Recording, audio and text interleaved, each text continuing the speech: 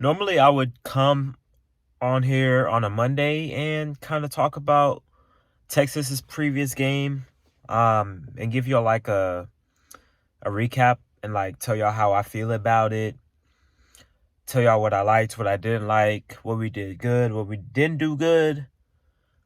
I usually wait till Monday to kind of formulate my thoughts and to come, sit with a video in the studio like y'all have been seeing if y'all watched the recent videos.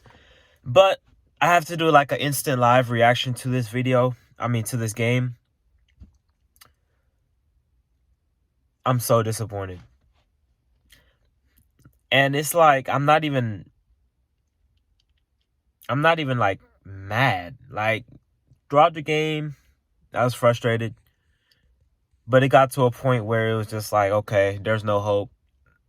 Even when Jade had the scoop and score, I'm like, there's no hope. TCU beats Texas 17-10 in a game that none of us expected it was going to go that way. No touchdowns until the third quarter, mid third quarter, or whatever. Two offensive touchdowns the entire game. That's the complete opposite of what we kind of expected in this game. For at least the majority of us, we kind of thought this was going to be like a shootout, back and forth type of game, kind of a typical Big 12 game, back and forth. It was interesting coming into the game because Texas was a great first half team, but a horrible second half team.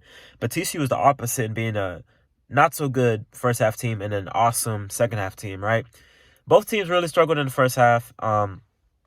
Texas offensively throughout the entire course of the game just couldn't get anything going. And what's most frustrating is that, and hats off to TCU's defense. I want to say that first and foremost. Hats off to their defense. I'm giving them their credit. But I will say that the most frustrating part about tonight's game was that it was more of us shooting ourselves in the foot and not executing rather than TCU having this amazing game plan to stop us. Now, the 3-3-5, the variation TCU was running did confuse Quinn a lot. He wasn't able to process things as fast as we would have liked. He missed hella throws, couldn't hit a deep shot. It was basically the second half of the Oklahoma State game, the entire course of the game offensively.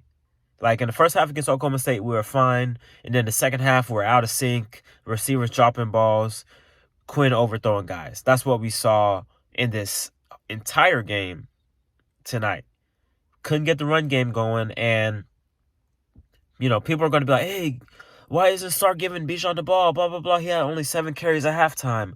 Well, if your O-line is not going to block and, hats off to TCU once again, them coming downhill with those linebackers to stuff the run, it worked for them. And we couldn't get no push on the offensive line. Our offensive line couldn't hold up enough when they are only rushing 3 on the pass plays. So what do you want us to do with Bijan? There's only so much we can do. It's also so frustrating because how well the defense played. Now, I said our offense struggled because we're getting in our own way, shooting ourselves in the foot, not executing, overthrowing balls. Horrendous drops in this game. Billingsley dropped one. Sanders dropped one. Worthy dropped one. Horrible game from the receiving core. Looked like they were out of sync again. Texas shot themselves in the foot offensively. That's why they struggled. Why TCU struggled offensively was because Texas's front four was dominating. And the entire defense was dominating. I'll give the secondary their credit. Besides Anthony Cook's blown coverage in the third quarter to Quinn Johnston, right? We were sound defensively. We looked how we looked against Bama defensively in coverage. That allowed Barrett Sorrell to have a monster game. That allowed guys like Coburn and Sweat to be very disruptive. Like, the defense was on one accord in this game. Our defensive game plan, we were prepared.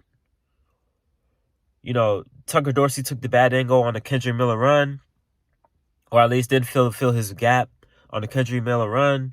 And then Anthony Cook had the miscommunication on the Quentin Johnston touchdown. As that game was going on, I was just like, our defense is playing cool, but there's only so much more they can do before they break. And we made a couple mistakes. Can't be too mad at them because we couldn't do anything on our offensive end. Should we have took out Quinn and put in Hudson? I don't know. Obviously, hindsight's like, yeah, put him in. But, like, in the throws of the game, Quinn was missing his throws. He was not processing things as fast. But at the same time, when the receivers are dropping balls, when receivers are not trying to finish their route to go get the ball, it's tough. And then when the play calling is not ideal and the run game can't get going, it's tough for the quarterback. Now, and that's why I think if we would have put a Hudson in there, more than likely there still would have been issues moving the ball down the field. Now, from a change of pace perspective and from a fresh start, a fresh guy in there, I get it. But who knows what would have happened in putting in Hudson. So all in all, it was a very disappointing game. And this goes back to what I pretty much say in every Texas video I've done this season: complimentary football.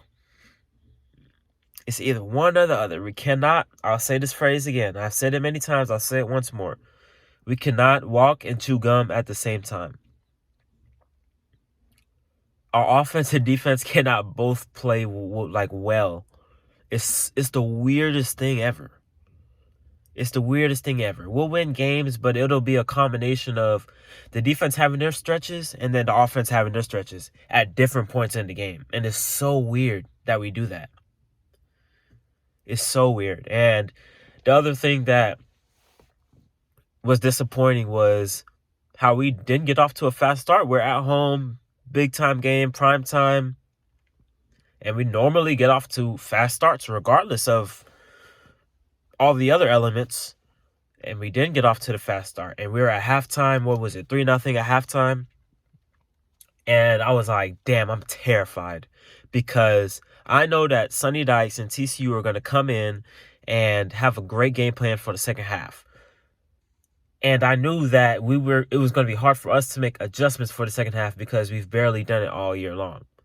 So that put us behind the 8 ball. We weren't able to make the adjustments necessary. We lost the game. Now, I would have liked, for as great as the defense played for the most part, I would have liked for them to force a turnover earlier in the game. And the turnover that did happen, the scuba score Johnny Barron, was unforced. TCU just, Max Duggan just dropped the ball. For as great as the defense played, we needed to come up with something. Force a turnover. We had the turnover handed to us kind of, ran it in, took advantage there. But at that point, time's running out. A little too late.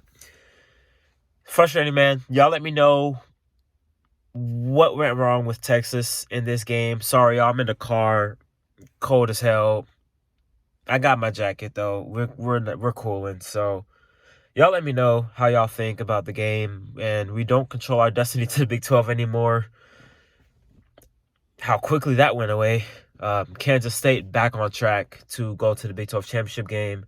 Now we need them to lose to either, I think, West Virginia, or I'm not sure who their other opponent is. Possibly Tech. I'm not sure. No, Kansas. They play Kansas and then they play West Virginia, I think, which are very winnable games for Kansas State if they played how they played tonight against Baylor. So we need more help. Again, we don't control our own destiny, which sucks. TCU is going on to the Big 12 championship game, and I think they're going to the playoffs. Oregon just lost, so shout out to TCU. I live in Fort Worth, so But I'm not, when Texas isn't doing their thing, I guess I wouldn't even say TCU is a secondary team for me. I would just say, like, they're a team that I watch more than any other team if it's not Texas. So, shout out to them. But this is Jimmy from Just the Facts. I'm signing out. Peace.